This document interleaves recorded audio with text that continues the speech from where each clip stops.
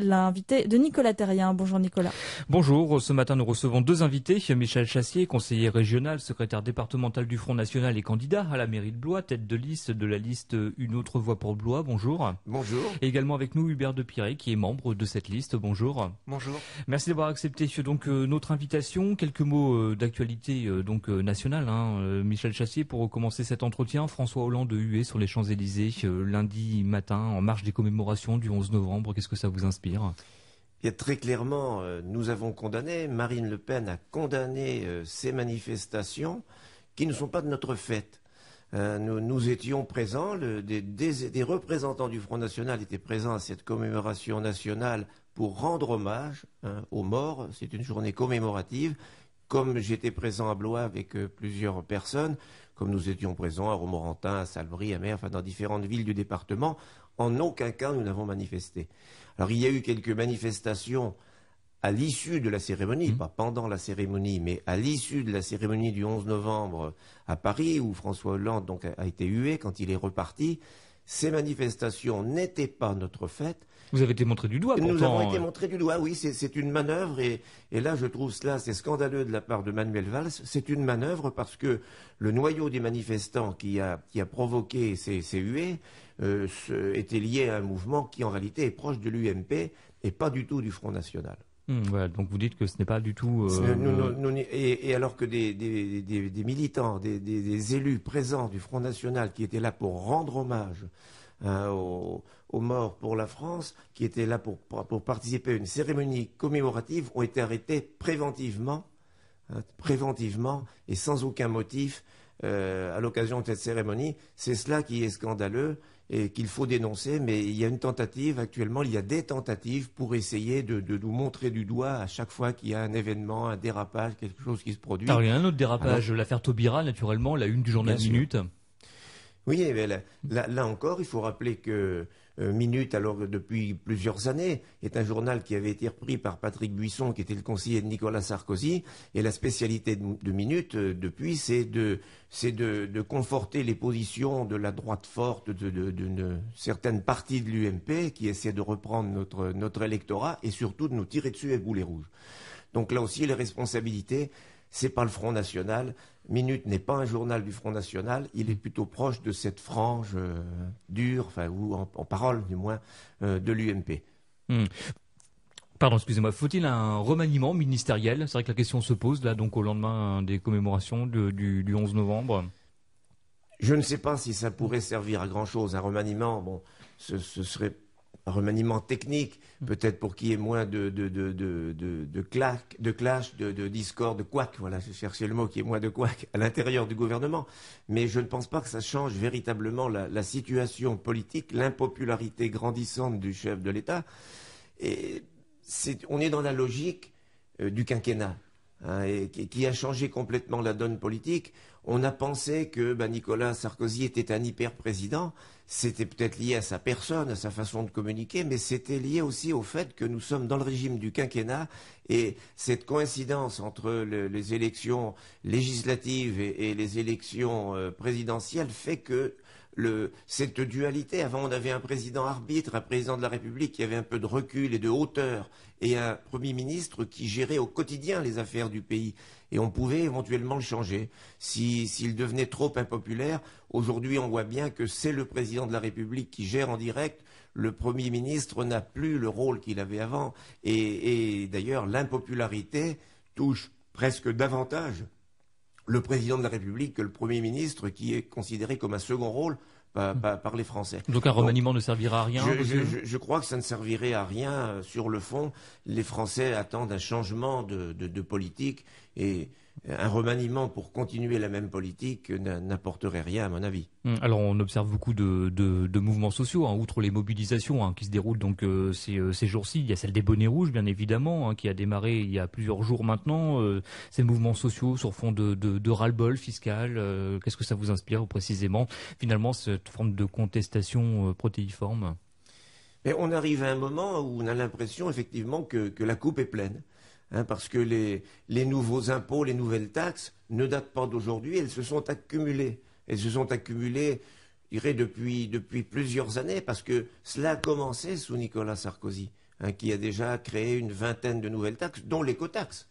Elle arrive maintenant, elle n'arrive pas au bon moment, mais il faut quand même se souvenir que cette taxe qui aujourd'hui a l'air de faire l'unanimité contre elle, lorsqu'elle a été votée par le gouvernement précédent, a fait l'unanimité à l'Assemblée nationale, à part 2 ou 3 députés qui se sont abstenus à titre personnel, tous les groupes, c'est-à-dire l'UMP, les centristes, les socialistes, les communistes, les Verts, ils ont tous voté cette écotaxe. Et alors maintenant, on voit l'UMP qui s'aperçoit que c'était une mauvaise idée et qui participe aux manifestations pour dénoncer sa mise en place. Mais effectivement, la coupe est pleine, parce que à ces taxes qui arrivent aujourd'hui en application, bien qu'on l'a retardé, on la retarde encore, mais il y en a d'autres qui sont malheureusement déjà appliquées. On en annonce sans cesse de nouvelles, parce que le gouvernement ne sait pas comment sortir de ce problème du déficit. Alors vous avez des propositions sur le sujet, justement, outre le fait de renvoyer dos à dos ce que vous appelez l'UMPS? Oui, mais nous avons des propositions, nous le redisons souvent. Le problème, c'est que le gouvernement actuel, pas plus que le précédent d'ailleurs, n'a la maîtrise, il a perdu la maîtrise budgétaire parce qu'il a perdu aussi la maîtrise monétaire, parce qu'il a perdu sa souveraineté. On ne peut plus décider. Donc ça veut dire plus de décisions prises à Bruxelles, retour aux France, ça veut dire quoi concrètement pour vous? Bon, il y a plusieurs choses, on ne peut pas tout faire à la fois. Mais je crois que par exemple, si on parle du problème de la TVA, là, on parlait récemment des centres équestres et le Loir-et-Cher est touché avec la Motte Beuvron. On a un projet de développement important sur Salbris, puis il y a d'autres centres équestres en Loir-et-Cher. Eh bien, cette mesure, elle vient là aussi d'une lecture par l'Europe de l'application de la TVA. La TVA à 7% était une TVA normalement réservée aux activités agricoles, et l'Europe, le Conseil de l'Europe a jugé qu'elle ne s'appliquait pas aux centres équestres, qui sont une activité dite de loisirs, commerciale et haute, et qui doit se voir appliquer le taux plein, c'est-à-dire le taux de 20%. C'est une décision, quel que soit le gouvernement français, à partir du moment où il a abdiqué sa souveraineté, aujourd'hui, il aurait été obligé d'appliquer cette réforme de la TVA. Et on pourrait multiplier les exemples. On a le cas dans le bâtiment. La TVA réduite pour les travaux d'isolation, d'amélioration, etc., dont le périmètre est extrêmement flou. Les fédérations du bâtiment s'en inquiètent d'ailleurs parce qu'à quelques mois, à quelques semaines de son entrée en vigueur, on n'en connaît même pas le périmètre, parce que là aussi on est en discussion avec Bruxelles, qui nous dit mais attention, ça ne rentre pas, ça ne marche pas, on ne décide plus. Il y a un scrutin qui se prépare bien évidemment, c'est celui des élections municipales. Scrutin national ou scrutin local, Michel Chassier, sur quel terrain, dirais-je, allez-vous battre campagne? Il y a une dimension, il y a toujours une dimension nationale, dans on appelle ça des élections intermédiaires, évidemment, par rapport aux grandes échéances nationales. Donc il y a cette dimension qui joue, et généralement l'équipe en place, le parti qui est en place est toujours un petit peu sanctionné dans ce genre d'élection. Mais bien évidemment, une élection municipale, c'est autre chose. C'est une élection locale. Je crois que c'est avec la présidentielle l'élection qui intéresse le plus les Français, parce qu'effectivement, l'élection municipale, la vie de la commune, c'est la vie de tous les jours. Et je crois qu'il y aura une dimension locale sur laquelle nous travaillons depuis le début. Nous sommes, depuis plusieurs mois dans la préparation. Non seulement il ne s'agit pas de préparer une liste, mais il s'agit de préparer un projet. Et nous y travaillons régulièrement, alors que, ma foi, je crois qu'un certain nombre de nos concurrents sont encore dans ce qu'on pourrait appeler la cuisine électorale, à savoir avec qui on va y aller, comment on va pouvoir s'entendre. C'est pas du tout notre projet. Nous, on est prêts à s'entendre avec les gens qui nous rejoignent. Nous avons une liste ouverte, nous avons une liste de rassemblement. Notre projet, notre sujet, c'est de préparer des propositions et d'aller à la rencontre, à l'écoute des Blésois. Alors, c'est 5 listes qui se préparent déjà à l'échelle départementale? Oui, alors au niveau départemental, à l'heure actuelle, effectivement, nous pouvons annoncer 5 listes. Toutes les têtes de liste ne sont pas encore investies, mais ça va être fait très prochainement. Avant la fin du mois, nous pourrons annoncer toutes nos têtes de liste. Donc, en dehors de Blois, là, dont nous venons de parler, il y a Romorantin, bien entendu. Nous avons un conseiller sortant. On ne sait pas, encore si c'est lui qui sera tête de liste. Donc François Gabillas qui s'interroge aujourd'hui. Voilà, qui a été chargé de préparer et de conduire cette liste. Et on verra, il a évoqué récemment dans la presse des problèmes de santé, c'est vrai. Est-ce que malgré tout, au sein d'une équipe, il peut symboliquement conduire cette campagne ou est-ce que on trouvera une autre solution? Tadjien Gabillas, par exemple, qui a porté vos couleurs pendant les législatives. C'est une option que vous retiendrez? C'est une option qu'il a évoquée, que l'on retiendrait, bien sûr, mais il faut encore attendre quelques jours. Je vous dis, tout cela sera calé d'ici la fin du mois. Et de toute façon, nous aurons une liste, bien entendu, à Romorantin. Il y a aussi en préparation Salbris, Mer et Gièvre. Alors Salbris, c'était Gérard Viginier que vous aviez en l'occurrence donc mis en avant. C'était juste avant l'été. Ce ne sera pas lui finalement qui portera donc la liste? Non, en définitive, il va être remplacé comme tête de liste. Bon, il a hésité un moment. Et c'est vrai que lui aussi rencontrait peut-être des difficultés à faire aboutir son projet.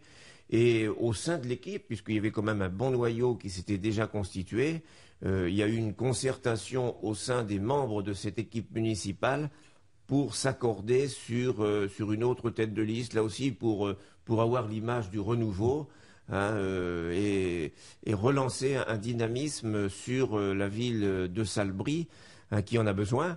Et là aussi, nous pourrons l'annoncer. Là, ça sera le 23, très exactement, une réunion à Salbris qui aura lieu le 23 novembre et à l'issue de laquelle nous annoncerons publiquement le nom de cette nouvelle tête de liste. Oui. Mer et Gièvre. Voilà. Mer.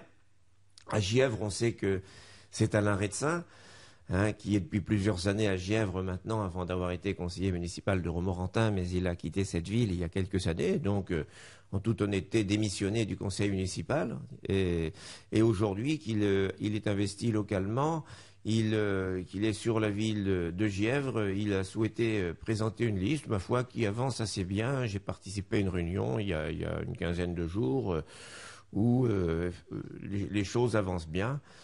Et donc de même qu'à Mer, nous annoncerons la tête de liste là aussi très prochainement, et où l'équipe est, je dirais, en bonne voie de constitution. On est sûr de pouvoir présenter aujourd'hui une liste à Mer. Et à Vendôme, par exemple. Et alors il nous reste Vendôme, effectivement, dans cette énumération qui fait partie, effectivement, c'est une des 3 villes principales du Loir-et-Cher, et ça serait dommage de ne pas être présent. Pour le moment, nous avions, je l'avais déjà évoqué, nous avions une difficulté pour trouver une tête de liste. C'est en train d'avancer. Nous avons une réunion là aussi à la fin du mois. Et je pense que l'on va avancer. On va tout faire en tout cas pour pouvoir présenter une liste à Vendôme également. Et Blois, bien sûr, Michel Chassier, vous êtes la tête de liste. Donc la liste Une autre voie pour Blois. 43 noms, donc la liste est bouclée aujourd'hui. Disons bouclé, on fait toujours attention au terme, dire que nous avons les 43 noms, voilà. Nous avons les candidats. Nous y prenons toujours peut-être par rapport à d'autres, parce que c'est pas toujours facile, on prend nos précautions et on commence toujours très tôt. On commence toujours très tôt et nous commençons à démarcher des candidatures. On avait commencé avant l'été. Et aujourd'hui, nous avons ces personnes, effectivement, ces candidats, et c'est pas verbal, c'est des gens qui ont signé un pré-engagement. C'est pas le document officiel, la préfecture ne l'a pas encore sorti. Ce qui veut dire que cette liste n'est pas figée finalement. Elle peut encore par évoluer. contre, voilà, ce sont des pré-engagements quand même signés. C'est un engagement moral assez fort, mais ce n'est pas figé dans le sens où nous restons ouverts. Nous allons développer notre projet. Nous savons qu'il y a des listes en cours de constitution.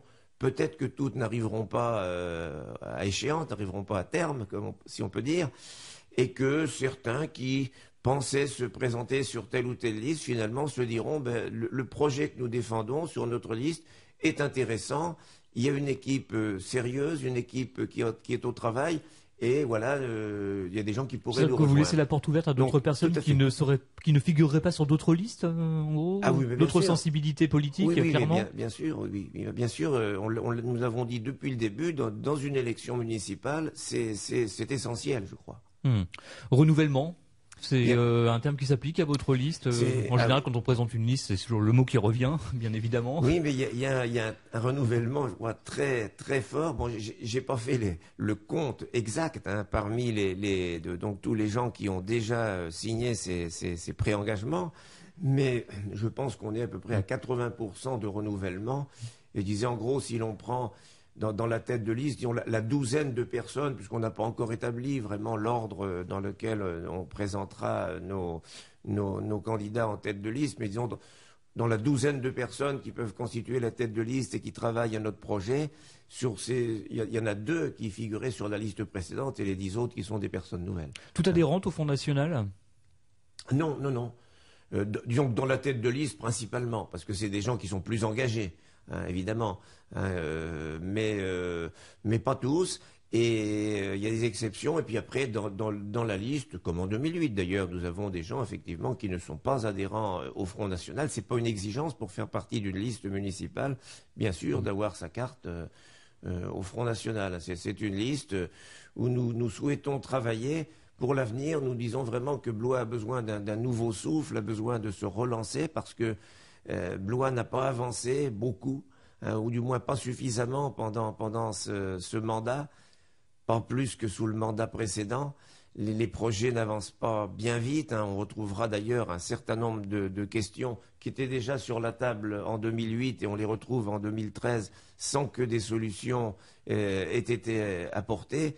Nous souhaitons vraiment un projet alternatif et je crois qu'on aura quelque chose vraiment à offrir aux Blésois. Bon, les Blésois, soit on continue avec l'équipe en cours, mais je pense que malgré tout, nous sommes convaincus qu'elle n'a pas fait suffisamment pour Blois, et ou soit on revient, soit on change, mais les Blésois, je pense, ils ne changeront pas pour revenir à l'ancienne opposition qui, elle aussi, par le passé, n'a pas fait preuve de réussite et n'a rien de nouveau à proposer. Il n'aura rien de nouveau à proposer. Nous serons les seuls, je crois, à proposer une nouveauté, une alternative, et autour d'une équipe et d'un projet vraiment crédible. Alors dans cette équipe, il y a Hubert de Piret, on ne vous a pas oublié. Merci donc de participer également à ce rendez-vous. Peut-être vous, qu'est-ce qui vous a incité, je dirais, à vous engager sur cette liste? Déjà, est-ce que vous êtes vous-même adhérent au Front National? Est-ce que vous avez votre carte? Oui, donc vous êtes assez engagé quand même. Voilà, je suis depuis 2011, j'ai pris ma carte. Avant, j'étais au MPF, le Mouvement pour la France de Philippe de Villiers, mais étant donné qu'il avait rallié l'UMP, j'ai décidé de rejoindre le Front National qui était plus en cohérence avec mes idées. Ouais, donc vous étiez déjà engagé politiquement. Tout à fait. Et je suis souvent engagé quand j'arrive à un endroit. Je suis arrivé justement en 2011 à Blois, et c'est pour ça que j'aime bien participer à la vie de la ville et aider un peu à construire un projet, donc que ce soit dans l'humanitaire ou dans la politique. C'est la première fois que vous vous engagez sur une liste pour les municipales, en l'occurrence? Alors pour les municipales, tout à fait. Par contre, j'étais suppléant de Jean-Yves Narquin pour les législatives. Donc sur le Vendômois. Voilà, tout à fait. Donc j'ai déjà participé à une campagne. Voilà. Et donc, on le disait, effectivement, parmi les membres de cette liste, à Blois, tout le monde n'est pas engagé au Front National. Donc, on sait que certaines personnes, peut-être éprouvaient peut-être des difficultés à l'assumer, tout simplement. L'affichage aussi que ça représente, aussi, c'est un aspect important. Michel Chassier moi je dirais que c'est quand même compliqué par rapport à notre métier. Moi, par exemple, étant cadre, forcément, c'est assez mal vu. C'est assez surprenant parce que quand on regarde le Front National et les idées, on ne peut pas dire vraiment que c'est un parti d'extrême droite. Je trouve que ce terme est très mal choisi. C'est un débat pendant les rendez-vous de l'histoire. Voilà, tout à fait. Alors là, les rendez-vous de l'histoire, on pourrait en parler parce que quand on regarde le nombre d'interventions qu'il y a eu par rapport au Parti socialiste, c'était impressionnant. C'est un sujet de débat. Maintenant, le débat lui est passé. Peut-être qu'il continue ailleurs, mais là, ce matin, on peut quand même se concentrer. Donc, justement, sur le fait, d'assumer quelque part. C'est comment dire, le Front National décomplexé, je sais pas, ou comment sentez-vous les choses, vous? Moi, personnellement, j'ai jamais eu de problème. Quand on l'assume, les gens nous connaissent, et donc il n'y a pas de problème. Ils connaissent la personne et ils disent on n'est pas d'accord avec ses idées. Le Front National est reconnu pour avoir une cohérence au niveau économique et au niveau de leurs idées que n'ont pas l'UMP et le PS. Donc là-dessus, personne ne peut nous dire qu'on est farfelu. Après, on est d'accord ou pas d'accord avec les idées. Mais ça, c'est un autre débat. Et ça, vous le sentez quand vous échangez avec les gens, lorsque vous êtes sur le terrain Bah oui, et de toute façon, on remarque que justement sur le terrain, les gens sont de plus en plus en accord avec nous, voyant que justement l'Europe qui a été construite est justement un problème pour la construction de la France. Et pour tous les pays européens, ça bloque la croissance. Voilà, donc cette liste 43 noms, elle peut encore bouger, hein, Michel Chassy, on l'aura compris. Bon, on n'est pas encore rentré dans le dur de la campagne, mais en l'occurrence, vous avez lancé cette enquête il y a quelques semaines également auprès des Blésois. Oui, voilà, nous sommes en cours et nous continuons à la diffuser parce qu'effectivement, nous sommes dans une période, nous le disions, où nous travaillons sur un projet et nous sommes à l'écoute. Je crois que c'est très important et d'ailleurs on y reviendra peut-être hier à l'occasion d'une conférence de presse, on a beaucoup parlé de ce thème. Nous sommes à l'écoute et ça ne va pas être seulement pendant la campagne municipale évidemment. Ensuite, en tant qu'élus, nous avons l'intention de rester à l'écoute pendant 6 ans parce qu'il ne s'agit pas d'écouter les électeurs une fois tous les 6 ans et puis après, en quelque sorte, qu'on nous donne un chèque en blanc pour que l'équipe qui est élue fasse ce qui lui plaît pendant 6 ans. Je crois qu'il faut rester à l'écoute, très, très attentif à ce que nous disent les Blésois. Alors pour cela, nous avons commencé effectivement par un petit questionnaire que nous diffusons. Par nos propres moyens, parce que c'est la meilleure méthode d'aller directement au contact. C'est plus long. Évidemment, si on le faisait distribuer par la poste ou un distributeur, bien en une journée ou deux, tout est fait. Mais on préfère le faire par quartier, déjà pour pouvoir recueillir les réponses au fur et à mesure et qu'il y ait des allers-retours. C'est-à-dire que dès que nous diffusons dans un quartier, nous avons des réponses, on peut aller voir les gens, etc.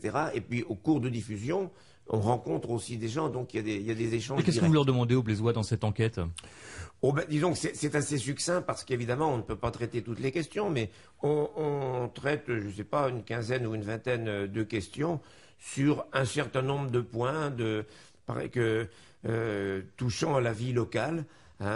Par exemple, c'est savoir si la ville agit suffisamment en matière de développement économique et d'emploi, savoir si les gens sont favorables à la réouverture d'un marché couvert en centre-ville, voilà. Ça, c'est un sujet qui revient, ça, le marché couvert. C'est un sujet, oui, que nous sommes presque les seuls à soutenir depuis plusieurs campagnes, parce que ça existait à Blois, cette halle.